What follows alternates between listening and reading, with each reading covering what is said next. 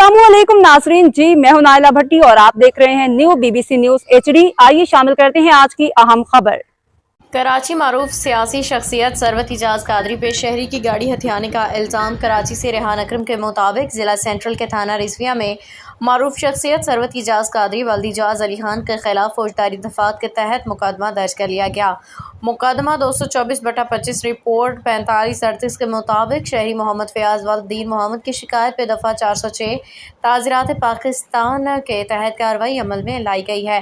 इब्तदाई इत्तलात रिपोर्ट के मुताबिक मदई मोहम्मद फयाज जो सदर कराची के रिहायशी शीशा और ग्लास के कारोबार से वाबस्ता है ने इल्ज़ाम लगाया है कि उन्होंने अपनी गाड़ी number KN 2221 maker Toyota Corolla Hilux model 2005 engine मोरखा 18 मार्च 2007 को शाम 5 बजे नाज़माबाद नंबर 1 बैरून कादरी हाउस पे सरवत इजाज कादरी को बतौर अमानत इस्तेमाल के लिए दी। मुद्दई के मुताबिक तकरीबन 17 साल गुजरने के बावजूद उन्होंने 12 गाड़ी की वापसी का मुतालबा किया, मगर मुलजिम की जानिब से मुसलसल टाल मटोल इनकार किया जाता रहा, यहाँ तक कि मुद्दई को अदालत आलिया से रुजू करना पड़ा। अदालत ADJ 2 की हिदायत पर क्रिमिनल पिटीशन नंबर 2988/24 दायर की गई। अदालत के हुक्म पे मोहम्मद फयाज ने थाना रिजविया में हाजिरी दी और अपना बयान रिकॉर्ड कराया।